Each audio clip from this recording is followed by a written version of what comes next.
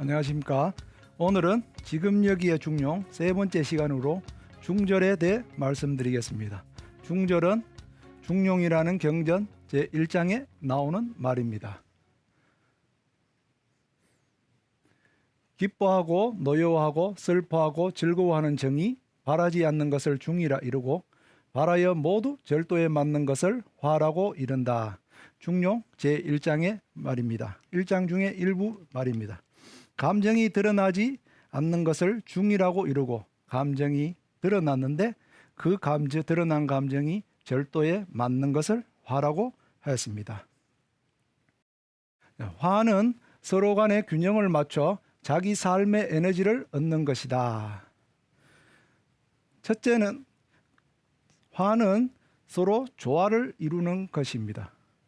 조화는 양쪽의 균형을 맞추는 것이죠. 조화의 대상 또한 다양합니다. 첫째는 자기 내면의 자연과 인위의 균형이며, 둘째는 사람과 사람 간의 균형이며, 셋째는 나와 물 간의 균형입니다. 이러한 다양한 대상과 균형을 이루며 삶에 무한한 에너지를 얻고 있습니다. 그 에너지가 나의 삶을 이끌고 관계의 삶을 이끌어 갑니다. 그렇게 인간은 서로 삶의 에너지를 주고 받습니다.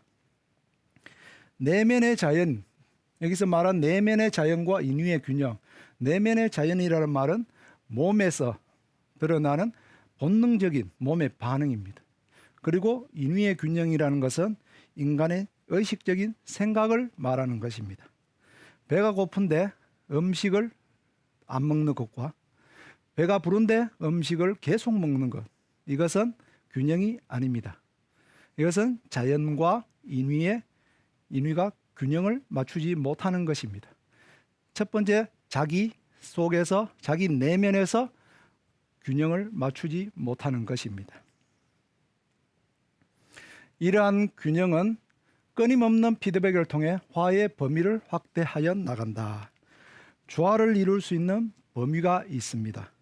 그 범위는 개인마다 다를 수 있고, 연령마다 다를 수 있고, 지역마다 다를 수 있고, 시대마다 다를 수가 있습니다. 어린이들이 어른에 비해 조화의 범위가 좁은 것은 어린이들은 어른에 비해 일이 좁기 때문입니다. 어린이들이 처리하는 일 처리 범위가 어른들에 비해 좁기 때문입니다.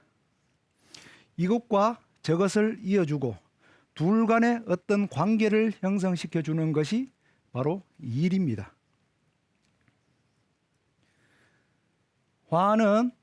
화의 범위는 나의 소화 능력에 따라 차등이 생긴다. 여기서 범위는 관계의 범위가 아닙니다. 조화의 범위입니다. 조화를 이루지 못하는 관계가 많습니다. 10사람과 만나더라도 한 사람과 조화를 이룰 수 있습니다. 그러면 조화의 범위는 한 사람밖에 되지 않습니다. 관계의 범위는 차등에 따른 그런 소화 능력이 차등이 생기지 않습니다. 조화의 범위는 소화 능력에 차등이 생깁니다. 소화는 외부의 물체를 내 속에서 나의 에너지로 바꾸는 것이다. 소화는 자기의 삶을 이어갈 수 있도록 에너지를 생산하는 중요한 수단입니다. 그러니 에너지로 환원하지 못하는 것은 버리는 것도 소화입니다. 음식을 먹는 주된 목적은 음식을 먹는 그 자체가 아니라 음식에 들어있는 영양분을 흡수하는 것입니다. 그러니 영양분 이외의 것은 버려야 합니다. 버려야 할 것을 버리지 못하면 이로움보다 해로움이 더 큽니다. 몸이 땀을 버리지 못하고 대소변을 버리지 못하면 몸은 죽게 됩니다. 몸을 살리기 위해서 먹은 음식 때문에 도리어 몸이 죽게 됩니다. 뱀의 독은 많은 생명체를 죽일 수가 있습니다. 많은 생명체들이 뱀의 독을 소화하지 못하기 때문입니다. 그래서 많은 생명체들이 뱀을 피합니다. 하지만 뱀의 독을 소화할 수 있는 포식자는 아무런 거리낌 없이 뱀을 잡아먹습니다. 그리고 뱀의 독마저도 자기의 삶의 에너지로 환원합니다. 자기의 소화 능력이 넓으면 넓을수록 먹이의 영역이 넓어지는 것입니다. 소화 능력이 좋을수록 먹이도 많아지는 것입니다. 초식 동물은 풀만 먹습니다. 육식 동물은 고기만 먹습니다. 잡식 동물은 풀과 고기를 모두 먹습니다. 잡식 동물은 초식 동물과 육식 동물에 비해 훨씬 먹이의 영역이 넓습니다. 거기에 인간은 자연의 독을 가공하여 인간의 약으로 사용하고 있습니다. 인간의 먹이 영역이 가장 넓은 것입니다. 인간의 먹이 영역이 가장 넓다는 것은 인간이 가질 수 있는 생각의 영역도 가장 넓다고 할 수 있습니다. 인간의 마음의 먹이는 일이다. 일은 인간의 생각으로 처리합니다. 그러니 생각의 영역이 넓을수록 일처리 영역도 함께 넓어집니다. 내 생각이 대상을 만나 서로 관계가 형성될 때 일이 생깁니다. 생각은 나의 개체성을 가지고 개인의 생각입니다. 개체성을 가지고 일은 관계성을 가집니다. 그러니 일은 관계의 생각이라고 해도 무방합니다. 개인의 생각이 모여 서로 주고받으며 관계의 생각을 이룹니다. 끊임없이 주어지는 일을 내가 소화하여 내 삶의 에너지로 환원하고 그 에너지를 또 다른 일을 만들어냅니다. 개인의 에너지가 모여 사회의 에너지가 되고 사회의 에너지를 개인은 다시 흡수를 하고 그렇게 에너지가 충전된 개인은 또다시 에너지를 사회로 내놓습니다. 그렇게 개인의 에너지와 사회의 에너지는 서로 늘 피드백이 됩니다. 그렇게 늘 피드백 관계를 통해서 개인과 사회는 늘 함께 이어져가고 함께 발전을 해갑니다.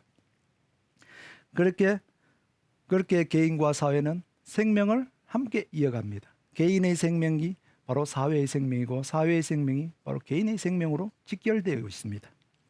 그러니 내놓는 것도 잘 내놔야 하고 흡수하는 것도 잘 흡수해야 합니다. 공자께서 말씀하셨습니다. 태어날 때의 성은 서로 비슷하지만 섭에 의해 서로 멀어지게 된다. 자왈 성상거냐 섭상어냐. 지금 나의 섭은 내 인생의 역사입니다. 내 인생의 시간선상에서 축적되어 온 섭이 지금 내 인생의 시간선상 위에 놓이는 것이 됩니다. 이 시간은 지금까지 살아온 과거의 시간이기도 하고 지금 살아가는 시간이기도 하고 앞으로 살아갈 미래의 시간이기도 합니다. 내 인생 전체의 시간에 바로 적용되는 시간입니다. 섭은 인생의 방향을 결정하는 중요한 요인입니다. 지금까지 내가 지금 이 자리에 서 있는 여기까지 올 때도 내 섭이 내 인생 방향을 결정해 왔으며 지금 현재도 내 인생 방향을 결정하고 있으며 앞으로도 내 인생, 미래의 내 인생도 지금 내 가진 내 섭이 내 인생의 방향을 결정할 것입니다. 섭은 쌓이는 것입니다. 섭은 어느 한순간 딱 하나가 만들어지고 어느 한순간 딱 하나가 없어지는 것이 아닙니다. 오랜 시간 축적되고 쌓여서 그렇게 하나의 섭이 만들어지고 그 하나의 섭이 바뀌는 것 또한 오랜 시간이 걸립니다. 그래서 사흘 적자, 적습이라고도 할 수 있습니다. 적습은 바로 적덕과 같습니다. 덕을 쌓는다. 덕을 쌓는다는 것과 같은 말입니다. 처음 태어날 때는 여기에 태어날 때의 성은 서로 비슷하지만 되겠습니다. 처음 태어날 때의 성은 거의 같습니다. 처음 태어날 때의 덕은 거의 같습니다. 같은 덕을 거의 비슷한 덕을 가지고 태어나지만 살면서 적덕에 따라서 인간의 삶 차이가 크게 차이가 생깁니다. 선을 쌓느냐 불선을 쌓느냐 내 삶에 있어서 선을 많이 사느냐 불선을 많이 사느냐에 따라서 그 사람들의 인생 수준이 차이가 생기는 것입니다. 덕을 쌓는다는 것은 길을 넓히는 것입니다. 도가 넓어진다는 것이죠. 덕을 쌓는다는 것은 내 인생의 내 길이 넓어지는 것입니다. 그렇기 때문에 적덕에 따라서 덕을 쌓는 여부에 따라서 인생이 크게 차이가 나는 것입니다. 덕을 쌓으면 길이 넓어지지만 부덕을 쌓으면 불선을 많이 쌓으면 오히려 길이 좁아지게 됩니다. 길이 넓어지면 많은 사람들이 내 길 위에 오를 수가 있습니다. 내가 내 길이 넓으면 더 많은 사람들이 길에 오르지요. 길이 더 넓어지면 더 많은 사람이 오를 수가 있습니다. 많은 사람과 인생을 함께 할 수 있습니다. 인간의 일은 인간의 생각에 의해 만들어지기 때문에 인생은 인간의 내 생각에 따라서 내 인생이 만들어지는 것입니다. 그렇기 때문에 많은 사람이 모이며 많은 생각이 모이게 됩니다. 많은 생각이 모이면 많은 일 처리를 할 수 있습니다. 내 길 위에 올라 있는 사람들이 나를 보호하고 나를 지켜주면 내 인생은 그만큼 더 안전하고 편안하겠죠. 그것이 공자가 말한 덕은 외롭지 않다는 말입니다. 중절을 방해하는 감정의 스펙트럼이 있다. 우리는 한 가지 맘만 먹을 수는 없다. 우리는 한 가지 맘만 먹고 살 수는 없습니다. 평생 한 가지 맘만 먹고 사는 사람은 없습니다. 단맛을 먹고 짠맛도 먹고 쓴맛도 먹고 신맛도 먹습니다. 단맛을 많이 먹으면 당뇨병에 걸리죠. 짠맛을 많이 먹으면 고혈압에 걸린다고 합니다. 하지만 하나의 맛만 먹고는 죽을 만큼 먹지 못합니다. 소금을 한 그릇 먹으면 못 삽니다. 살 수가 없습니다. 그래서 소금을 한꺼번에 한 그릇 먹지 못합니다.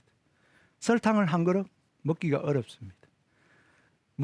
우리의 몸은 그 한 가지 맛을 몸이 죽을 때까지 먹지 못하게 몸이 반응을 합니다. 몸에서 필요한 이상을 먹지 못하게 합니다. 하지만 두 맛을 동시에 먹으면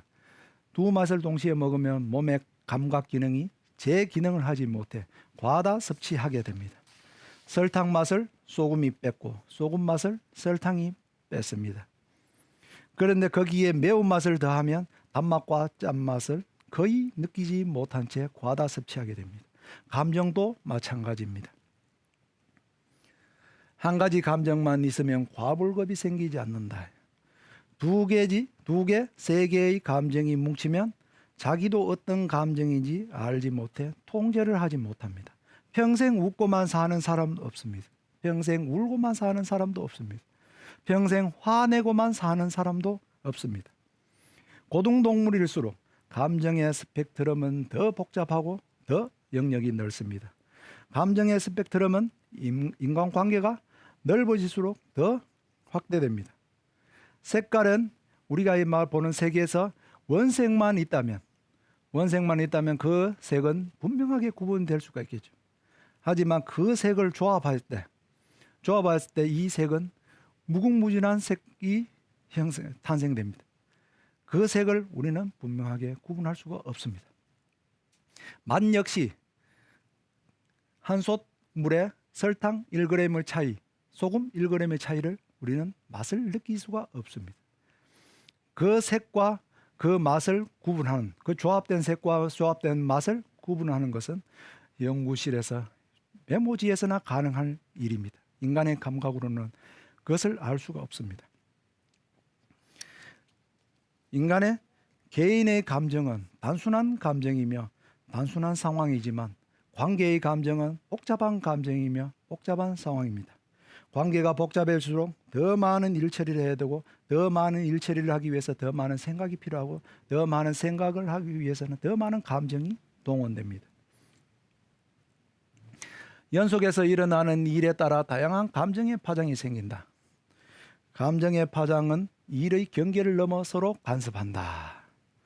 계절이 바뀌지만 계절의 경계가 명확하지 않습니다. 지금 우리가 사용하고 있는 달력으로는 계절의 경계를 알 수가 없습니다.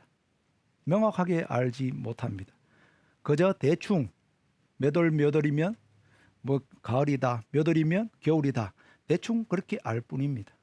빛과 경계의 경계가 분명하지 않듯이 12월에도 예를 들어 12월에도 기온이 30도면 여름입니다. 8월에도 기온이 영하 10도면 겨울입니다. 우리는 그 달력 속에 있는 숫자로는 계절의 경계를 명확히 알 수가 없습니다. 맛, 색, 이 경계도 알 수가 없는 것입니다. 감정의 경계 역시 명확하지가 않습니다. 인간의 감정은 복합된 감정이고 서로 조합된 감정이기 때문에 그 감정을 정확하게 파악할 수가 없습니다. 저울에 올려진 수치와 자로 재어진 그 수치는 분명하게 알 수 있지만 인간의 마음은 수치로 환산할 수 없기 때문에 인간의 마음은 더 알 수가 없는 것입니다. 감정의 경계가 명확하지 않기 때문에 이전 감정과 이후의 감정이 쉽게 혼돈됩니다. 그래서 사람은 매 순간 감정을 표현하고 있지만 그 감정이 정확히 어떤 감정인지 알 수가 없습니다. 그래서 자기가 스스로 화를 내고도 왜 화를 내는지, 자기가 웃으면서도 왜 웃는지를 정확하게 알지를 못하는 겁니다. 가는 생각과 오는 생각이 서로 교차하고 있습니다. 서로 교차하고 서로 맞물려 서로 뒤섞여 있습니다. 그래서 그 가는 생각과 오는 생각이 교차하지 않고 서로 구분될 수 있게끔 그렇게 경계를 지어놨습니다. 그 경계는 사실적 경계가 아닙니다. 관념적 경계입니다. 그 경계를 지어놓은 것이 이 중용의 저자인 자사는 그 경계를 미발중으로 경계를 지어놨습니다. 그래서 중은 사실이 아닙니다. 관념입니다. 인간의 관념입니다. 인간의 형이상학적인 관념입니다. 그렇기 때문에 그 사실을 구분하기 위해서 인간의 관념을 임시로 거기에 설정해 놓은 것입니다. 돌은 물결을 일으키고 물결은 서로 겹쳐 낙처를 숨긴다. 돌이 물에 빠지면 순간 물결이 일어나고 그 물결은 한참 동안 이어집니다. 물결은 돌이 떨어진 그 자리보다 훨씬 크게 번집니다. 그래서 사람들은 작은 돌을 던져놓고 큰 물결만 보고 있습니다. 작은 돌을 던졌으면 그 돌이 떨어진 그 자리만 봐야 하는데 그 자리는 쉽게 볼 수가 없습니다. 그래서 쉽게 눈에 띄는 큰 물결만 보고 있습니다. 돌이 떨어진 그 자리가 바로 낙처입니다. 돌이 떨어진 곳은 작고 흔적도 미미하지만 물결은 한참을 이어갑니다. 그래서 사람들은 낙처를 잃어버리고 물결만 얻습니다. 어떤 일이 발생하면, 내게 어떤 일이 주어지면 그 일의 본질을 잃어버리고 그 일에 대한 본질을 잃어버리고 군더더기 같은 감정 덩어리만 붙잡고 있으니 호미로 막을 일을 포크레인으로도 막지 못하고 내가 처음 그 감정이 어떻게 일어났는지 그 생각이 어떻게 일어났는지 그것만 보면 쉽게 일이 해결될 것을 감정이 퍼지고 퍼져서 한참 뒤에야 그 일을 해결하려니 일이 해결이 되지 않습니다. 또 물결이 사라지기 전에 하나의 돌이 떨어졌으면 거기에 생긴 물결이 다 사라지기 전에 여러 군데 돌을 계속 던지고 있습니다. 그러니 돌이 계속 떨어지니 낙처는 계속 생깁니다. 낙처가 생기면 물결은 계속 일어납니다. 그러면 물결이 서로 겹치고 서로 뒤엉키죠. 그러면 돌이 떨어진 자리는 더 찾지 못합니다. 그리고 물결은 서로 부딪혀 물이 튀어오르기도 합니다. 그래서 어느 파장이 앞에 파장인지 어느 파장이 뒤에 파장인지 구분하지 못하게 됩니다. 각각의 낙처에서 일어나는 물결만 봐야 합니다. 심지어 물결이 부딪혀 서로 튀기도 하고 그래서 물결이 근원을 잃어버립니다. 이 물결이 언제 일어났고 어떻게 일어났고 언제까지 일어날지 그거는 전혀 모르는 채 그저 물결이 출렁이는 것만 보고 있을 뿐입니다. 낙처를 보지 못하면 물에 떨어진 돌을 찾을 수가 없습니다. 사물이 떨어진 곳에 생각이 시작되고 생각은 감정의 물결을 일으킨다. 지금 내 감정이 출렁이면 감정이 시작된 낙체를 봐야 합니다. 지금 낙체에는 하나의 사물이 있고 하나의 감정이 있습니다. 지금 내 감정이 솟구친다면 그 감정을 일어나게 한 하나의 생각을 봐야 하고, 하나의 생각이 있다면 그 하나의 생각을 일어나게 하는 사물을 봐야 합니다. 원인을 끊지 않으면 과보는 계속 이어집니다. 지금 내가 괴로운 일을 만났다면, 지금 내가 어떤 괴로운 일을 만났다면 그 원인을 모르는 채 그냥 지나가면 괴로움은 계속 이어집니다. 반면 지금 내가 어떤 좋은 일을 만났다면 그 좋은 일을 만나게 된 원인을 모른 채 있으면 그 원인은 지속될 수가 없습니다.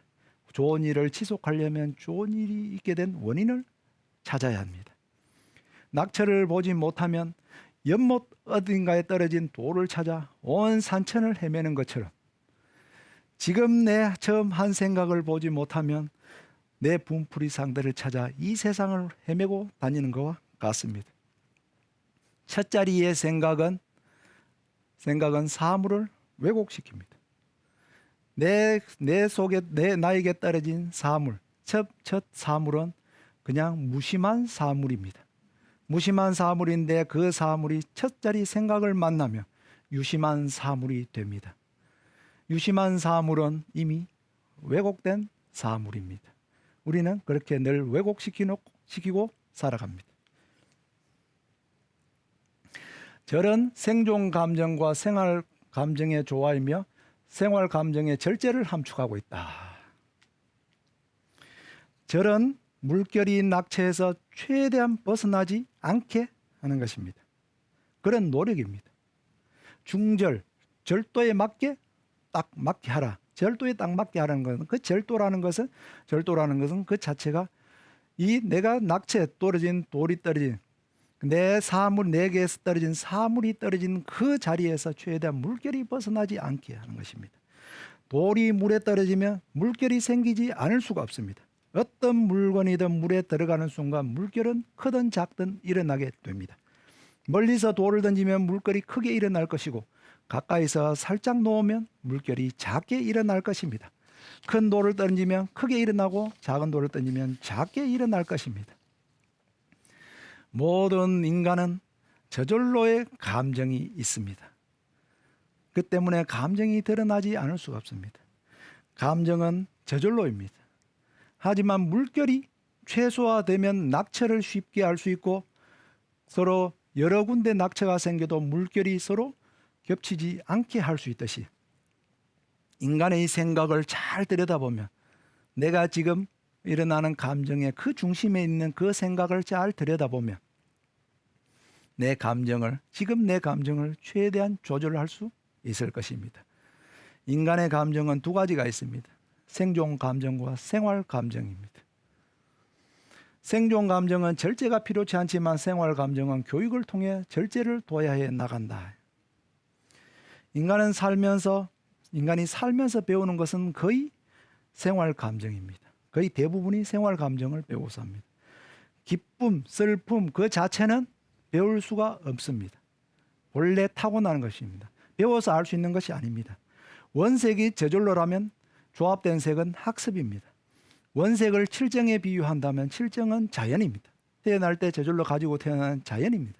하지만 칠정의 조합은 학습으로 축적되는 것입니다. 배고프면 절제가 필요하지 않습니다. 하지만 배고픔다고 해서 음식을 먹는데 얼마짜리 음식을 어떻게, 언제, 누구와 얼마만큼 먹는 것은 절제가 필요합니다. 우리는 늘 배고파 음식을 먹지만 그 음식을 먹는 것을 배고픔 그 자체만을 면하기 위해서 먹는 것은 아닙니다. 우리는 늘 그 배고픔 자체를 면하게 하기 위해서 음식을 먹지만 그 면하게 하는 그 이상의 어떤 가치를 부여하며 음식을 먹습니다.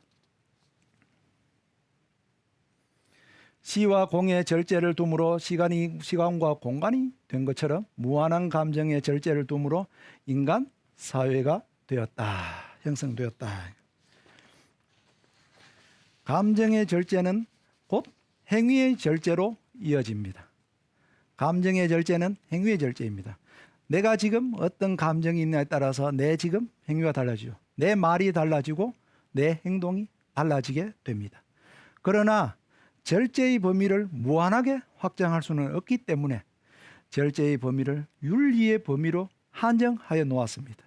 인간이 가지고 있는 그 윤리의 범위가 바로 인간의 범위입니다. 인간은 그 윤리의 범위를 벗어날 수가 없습니다. 하지만 그 윤리의 범위를 시작이 어디인지 끝이 어디인지 그것을 아는 인간은 없습니다.